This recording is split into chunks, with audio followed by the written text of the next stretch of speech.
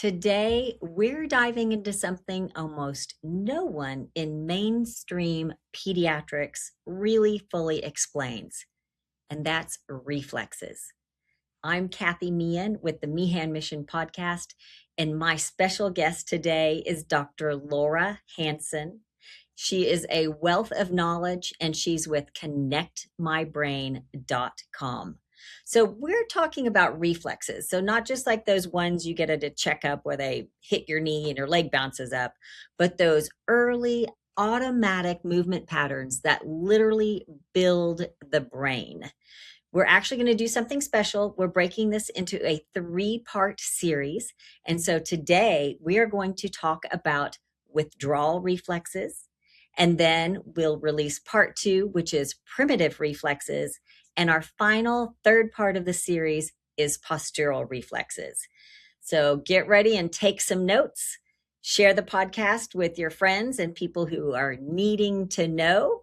And let's get started.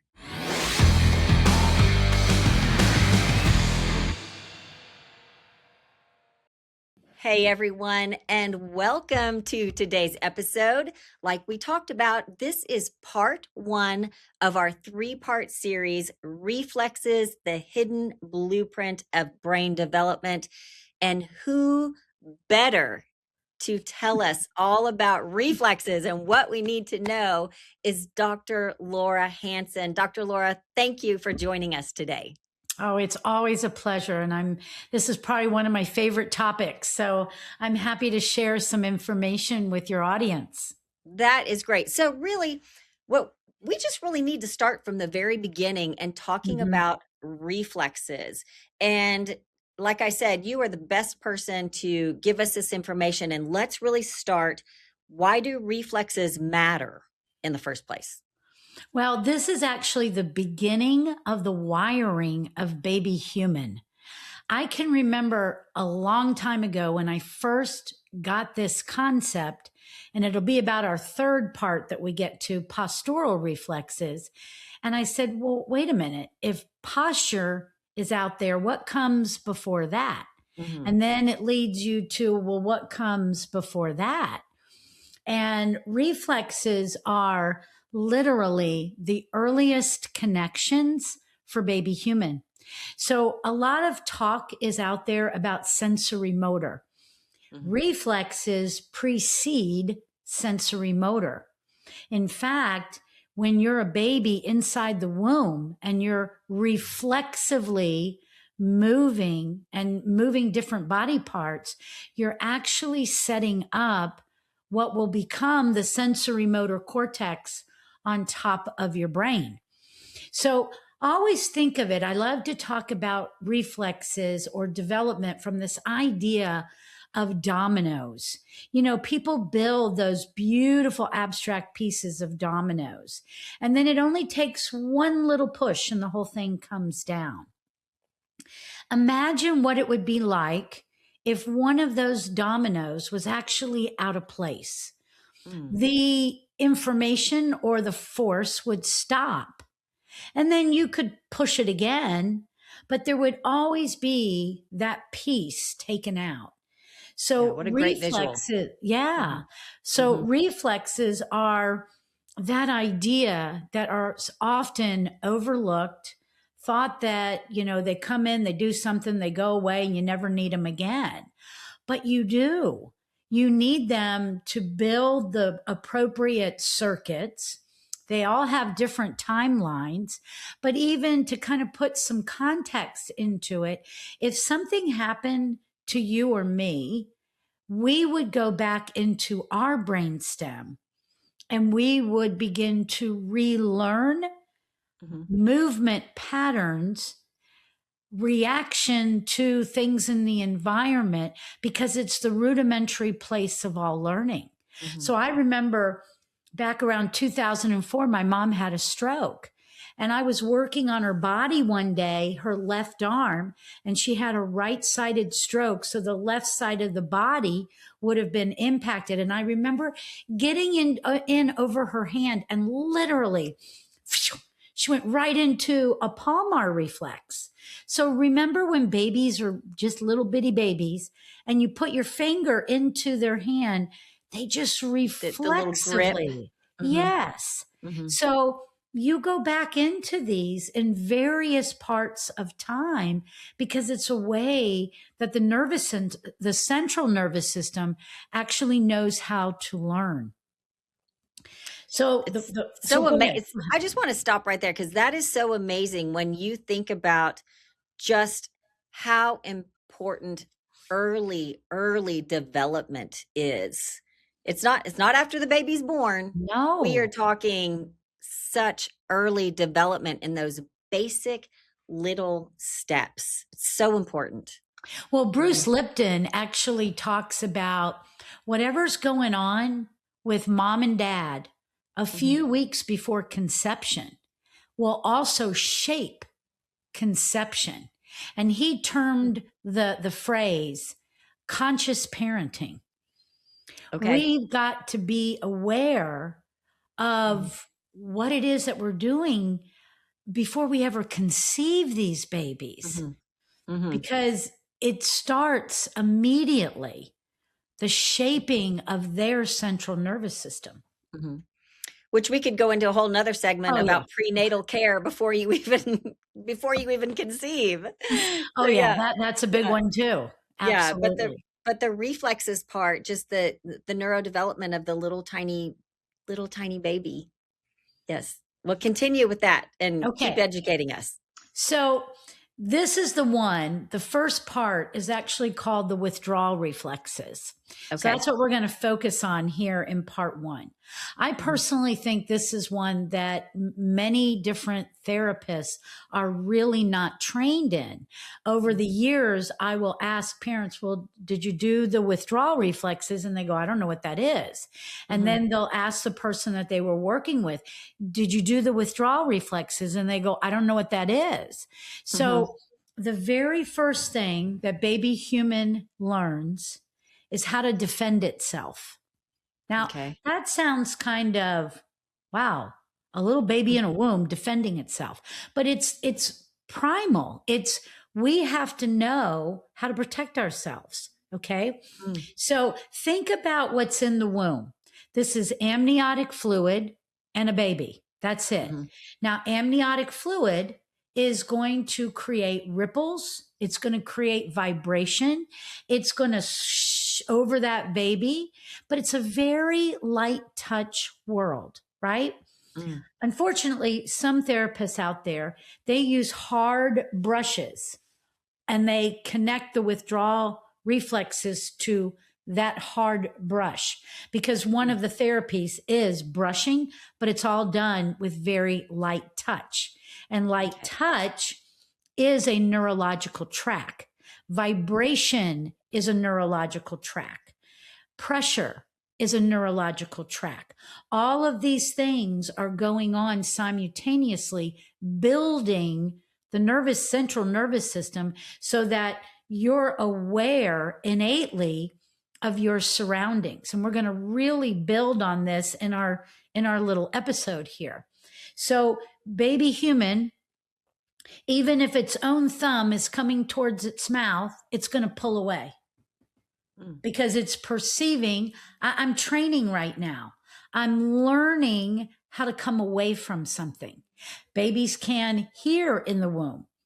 As I was talking about Dr. Bruce Lipton, he was one that showed me an incredible video on a baby in the womb, and the mother and father were arguing. And you could actually see the baby startle. Now, a startle reflex is primitive, and we'll go into that in our second one. But if I know how to startle, what would I do with that? That's why we have to know something comes before that. So if I startle, I have to know that I have to get away. So when a baby is in flexion and it startles, it extends. It gets away from whatever is startling to them. Does that make sense so far? Yes. Okay. Yeah. So this withdrawal reflex is training us how to be like a detective in Mhm. our environment to know when we're safe and when we're not. Just basic One of the survival. survival, Yes. survival. Okay. Mhm. So think about, we have a reflex. It builds something in the central nervous system, but then it's meant to integrate and Mm. it's supposed to become mature. Okay. You still use this reflex today. Let's say you're cooking and you skim your arm on a hot pot. You don't sit there and go, wow, my flesh is burning. You pull it away without even thinking about it. That's a mature withdrawal response. Mhm. If I step on something, I recoil off of it. That's a Mhm. mature withdrawal response. Now, some research even says that we actually wake up in the middle of the night and we will scan our environment to know that we are safe, whether you are aware of it or Hmm. not. Now, I am aware that I wake up in the night, and I do. I look around, but it's an innate thing just to know that you're safe. Now, let's build on this a little bit, because the purpose of going through these reflexes is to help people in your audience realize how they can connect the dot to maybe something their child is going through. Mm. So the one word I'd like to start with is the word distraction. So there's Okay. lots of kids that teachers will say your child is very distracted. The withdrawal reflexes are part of building your peripheral vision. Your vision has two components. You have central vision. That's like when you go into the eye doctor and he says, okay, what's the lowest line of print that you can see? Okay, that's central. Peripheral includes central, but goes all the way behind your ears. Therefore, if you hear something, you will turn and you will look to see if you're safe. Mm. Okay. Yes. Now, literally, this goes all the way around. So it is your oculomotor, or the mechanics of how you see, and visual acuity is different than oculomotor. Visual acuity is, let me put my glasses on for clear vision. Okay. Oculomotor is 6 muscles that wrap around each eyeball. And it's the movements of the eyes. And your eyes are the only piece of neurology that's out here, but it influences the entire brain because your visual cortex is all the way back here behind your head. Mhm. Okay. So kids that are distracted, they're constantly scanning their environment to see, am I Oh, safe? And interesting. they'll be Yes. very tied in to the Mhm. special senses, the sound, the smell, the visual, the lights coming in, whatever. A kid Mhm. dropping a pencil, everything will take their attention because in their central nervous system, that particular set of reflexes didn't mature up. So it's Okay. still dominating. When the reflexes dominate, it keeps the child stuck down in the brainstem rather than releasing the brainstem and allowing that higher brain function to take over. And Wow. yeah, Wow. it's so big. And It is. we take these different labels and we just pull out something. Like Mhm. dyslexia is one that really, it kind of infuriates me because most of what is controlling people's view on dyslexia is different organizations that are dominating in medicine. Okay. Mhm. And so everything about dyslexia is typically tied into the child is having trouble reading and writing. Well, this is the part about reflexes that people have to understand.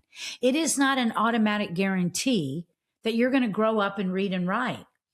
Mhm. Think about what it really takes. So if I have to put a pencil in my hand, but my palmar reflex is still going, what do you think that's going to do to my writing?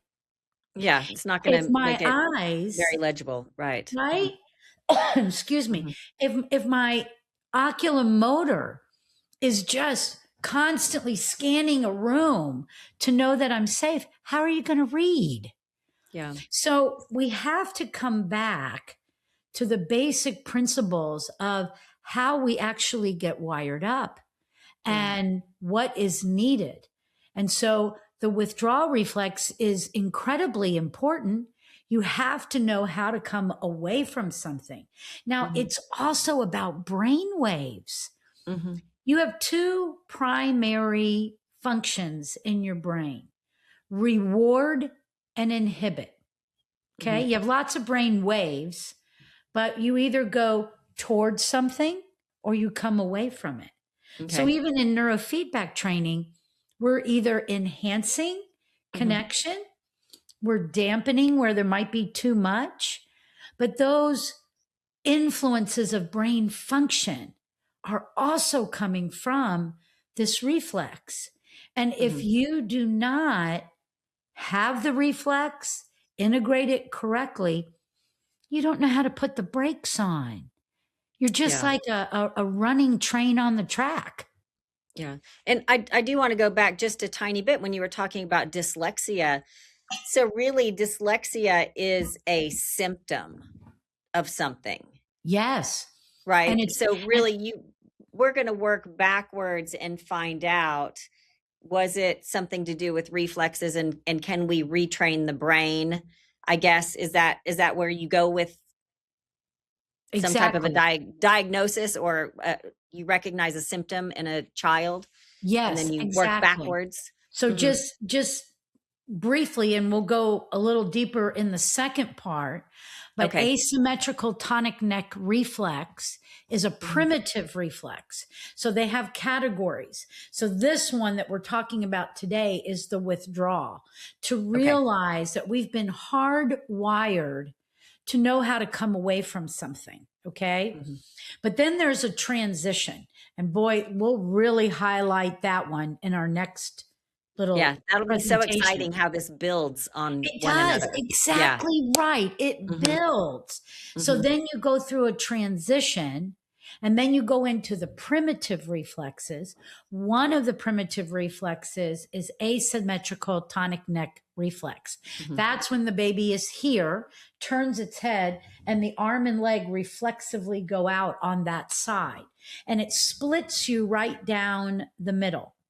And that's when all these neurological columns are being laid down that will eventually, once that reflex integrates, it will Mhm. communicate with ease and you will have bilateral function. For Okay. example, Mhm. the need to talk is on the right, the work of talk is on the left.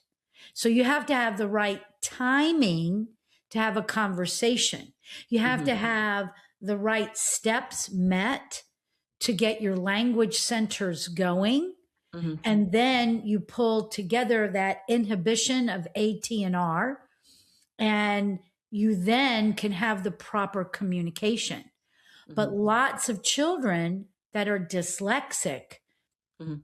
they're not organized. And one real quick little way of determining if a child's brain is organized: the eye, the ear, the hand, and the foot should all be dominant on one side.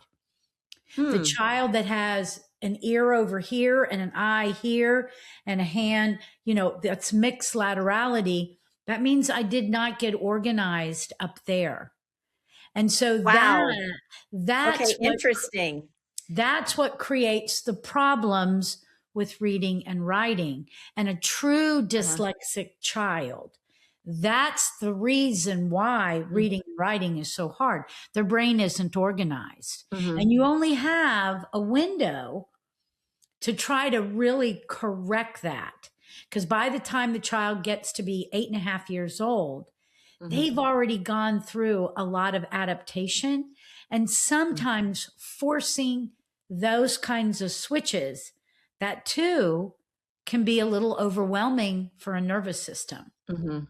Yeah. And And for and a then that child could that's literally pull you right back mhm, into the withdrawal reflexes. It could literally make you defensive. So mm, think about if I got stuck in the time that I'm supposed to be learning how to defend myself, I could get stuck in defensiveness and I could get stuck mm, wimping and whining about everything all the time. So mm, it's never, you know, some definitive one way over the other. Some children literally they're far right and they're far left. And you have to do an assessment to figure that out. mhm. That's why I think it's very cautious, you know, when you're telling people about certain things. Well, what can you do for this? I would always tell somebody, please work with somebody that's trained, because Yes. I think a lot of stuff gets out in books and papers and webinars and things like that, and then you can get a kid stuck somewhere Yeah. else. Well, it really is quite a complex system. What we're talking about, and then going first line defense, the withdrawal reflexes is where it starts in the very, very beginning. And like you used the domino example, I mean, that's why it's just so important for, I think, healthy living and clean living and positive thoughts. And the more that you can create a positive environment, whether it's, thoughts and health and nutrition and all of those things, I would assume the better off you're going to be when it comes to developing those withdrawal flexes on and moving on. Hmm. Absolutely. Hmm. I really love to tell young couples, will you work on this for a couple of years before you actually conceive? Let's get Hmm. your body healthy. Yes. Let's educate you along the way. And I Hmm. think we've seen a perfect example of that with everything that happened during COVID. And there were lots of babies born and there were lots of babies made during COVID. And Hmm. that little generation, Hmm. within 6 months, research was already being published that these kids were already showing signs of developmental delay. Yeah. And they're young. So all these windows are wide open. And it's just very easy when there's that level of stress going on. Yeah. Here's the other part. You and Mm-hmm. I have an extensive library. You can even see part of my library, Mm-hmm. right? We've gone through many things. So when a situation comes up, we have a lot of ways of, okay, I remember something like this, I can do this. A child does not have an extensive library. Mm. They're building their library. So they Yeah. can't come to you and say, hey, I think one of my dominoes are out of place. They Mhm. can't come to you and say, you know, sound is really bothering me. You Yeah. might get an expression. One comes to mind where I did this assessment a few weeks ago, and school age boy. And after I did the report with his mother, she goes, this is why when we're in the car, he hears certain music and he's just like, you got to stop. I can't take it. I can't take it. So the reaction Yeah. is what the reflex would give you. So Mhm. these kids, they don't have the go forward of a library. They have to go backwards Mhm. because they're new to the world. They're young. They don't have the experiences to say, "Hey mom, do you think you could just turn that down just a little bit? It's kind of Yeah. irritating." They can't Yeah. do They that. they don't really know what is acceptable, or normal. Right. And yeah, how do they judge Well, they what actually think that yeah. is normal. That Yeah, they is think their that's normal. normal. Yes. Yeah. That's their Yeah. normal Right. That's because I they mean, know no other way. I can yeah. remember when my daughter, we were doing some vision therapy, and when she got to a place where she had made some improvement, she goes, wow, I can see the difference between the water drops on the windshield and the windshield. And I looked at her and I said, I had no idea that you couldn't.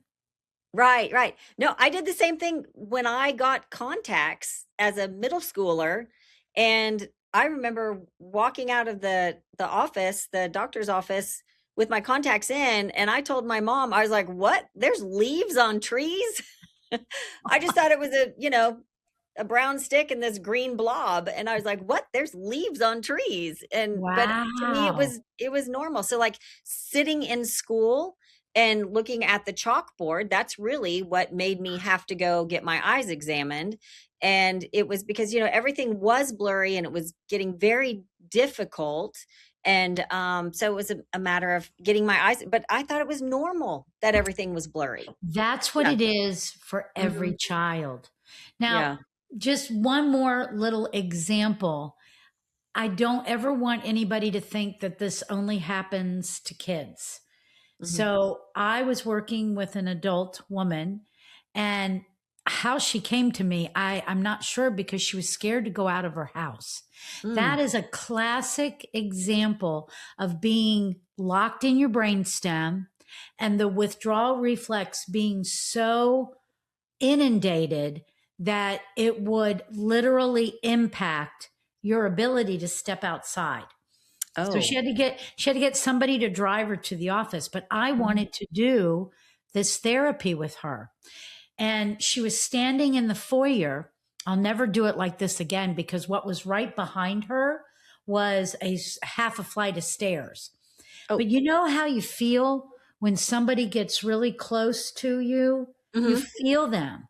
So as I said, this, and I got very close to her, she literally stumbled back. Thank goodness she didn't fall down the stairs.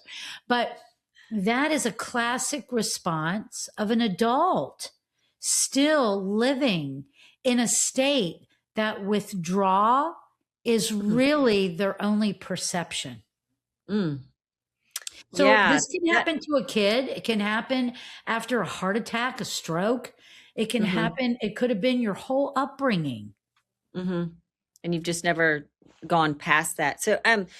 So we talk about the withdrawal reflexes so early and moving on. What am I to do as a pregnant mother to make sure that my baby is developing normally? Is there anything that I'm supposed to be watching out for or doing, just to make sure that my baby is gonna be healthy and develop well? Well, the key thing I would say for that Mhm. population is I believe all pregnant women should be treated like queens.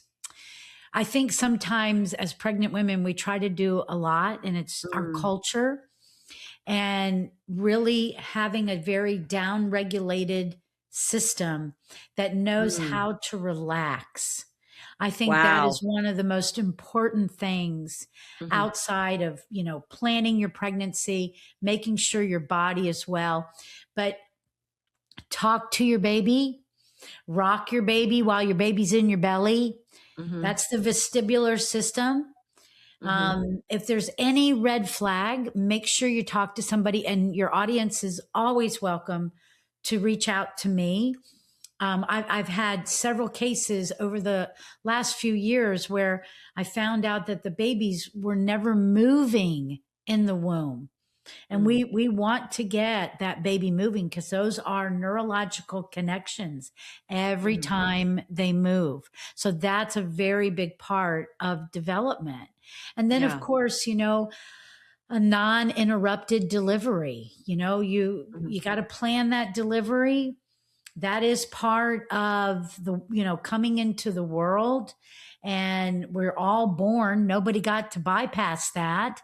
So mhm, it should be a beautiful event, and it should be received, and the baby should be taken care of in a very gentle way once mhm. that baby gets here. And I love the couples that are able to, wait a little while before they cut the cord. The cord is magical. There's a Yeah. heartbeat.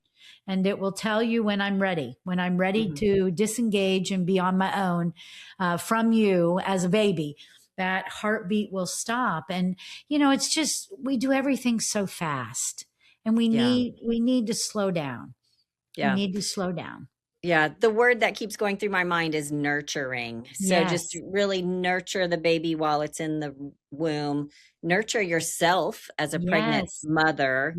And Yes. then the one thing that we recommend to all new parents, whether you're having a hospital birth, if that's your choice, because you're just now learning that there's other options besides hospital births, we highly recommend, seeking out a doula, maybe a Mhm. home birth or a birthing center.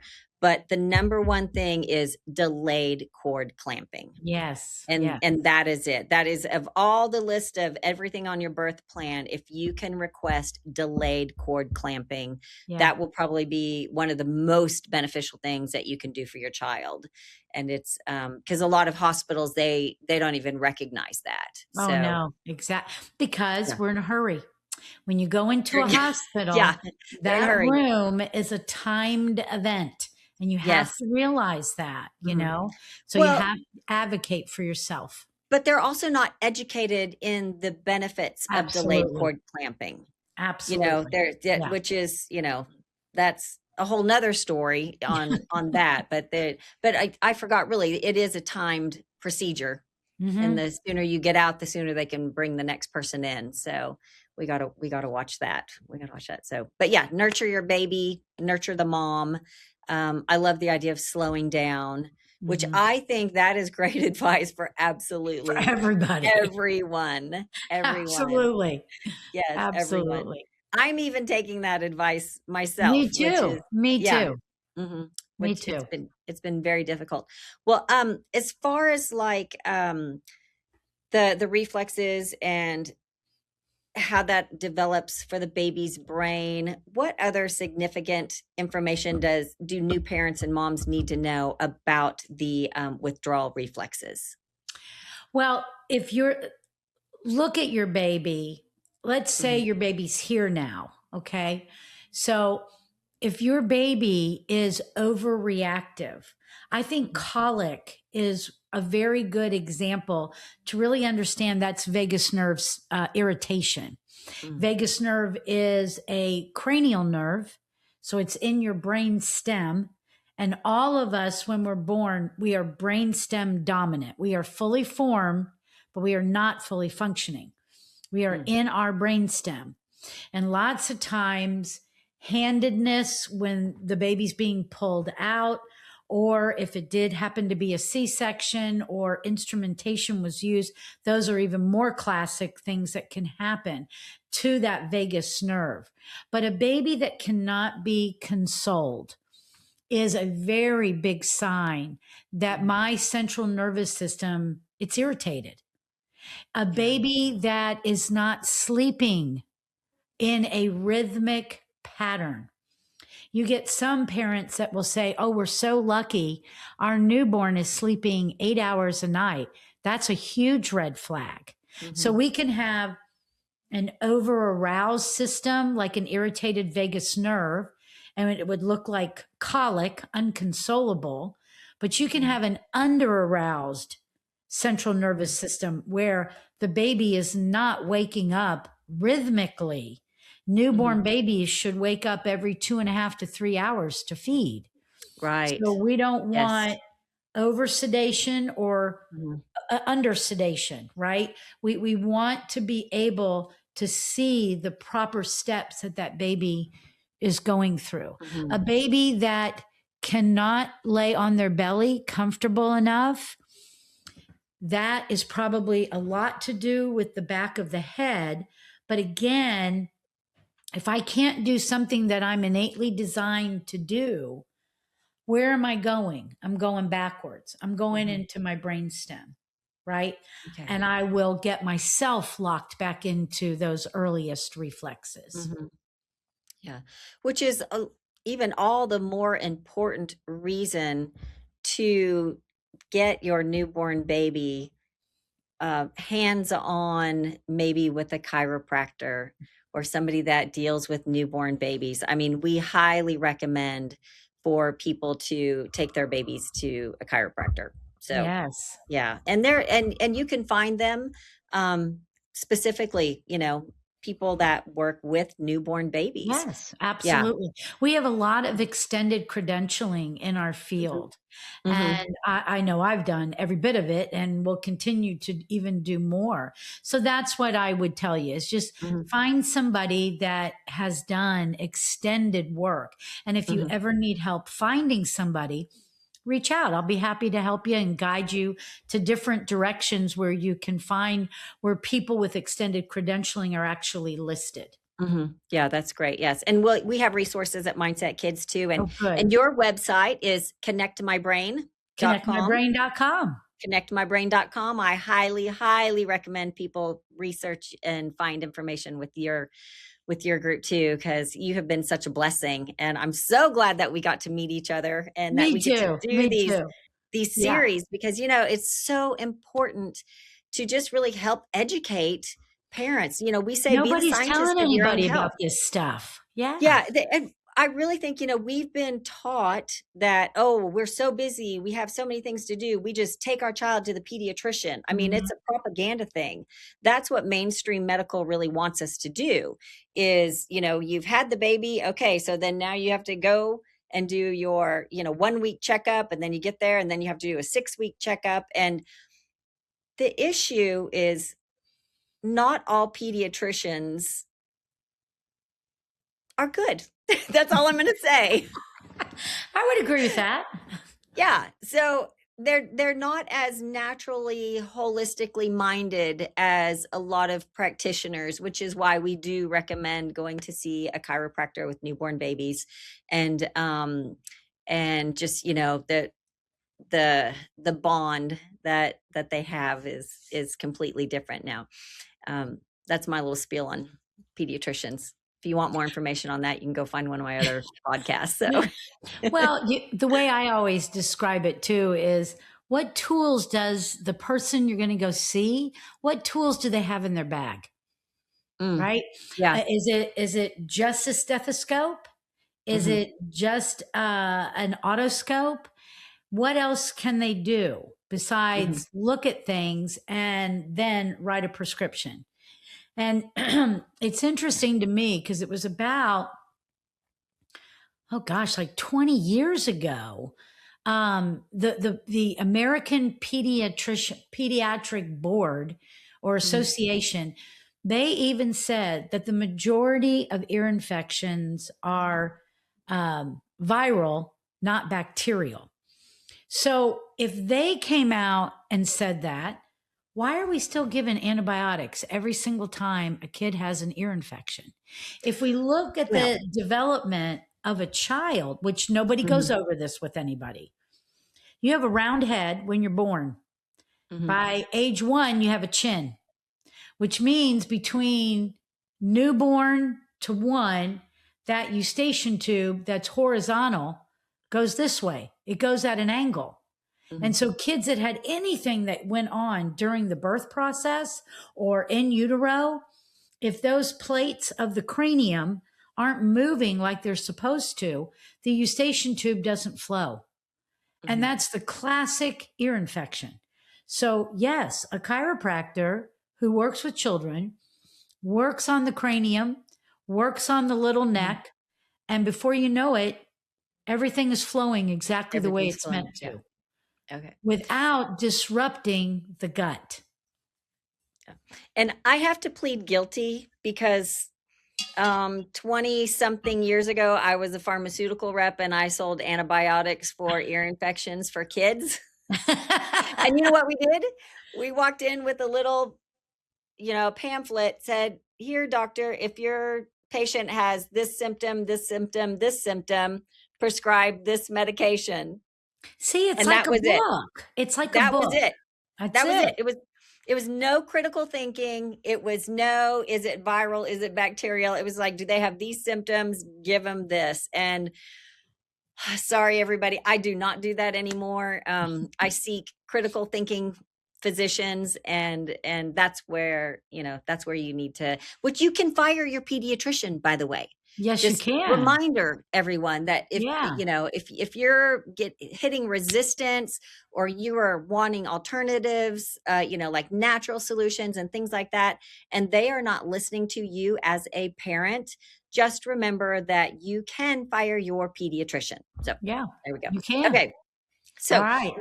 let's wrap up withdrawal Okay. reflexes, and give us your last words on that. It's importance and significance, because we do have part 2 that will be released next. So what are your So final words? just to wrap it up, this is our earliest defense system. We must learn how to survive, and it is going to influence the entire central nervous system. And a grown-up defense system is what keeps you from burning your arm, stepping on a rock, stepping on a nail, and being comfortable in your environment. And even if something comes up from behind, you look at it casually and it doesn't scare you. And most important is you feel safe in the body that you have and the world where you live. I love it. Dr. Laura Hanson, thank you so Yes. much for Yes. walking us through this, and we will catch you on the next part 2 of our series. Thank you so much. Thank you.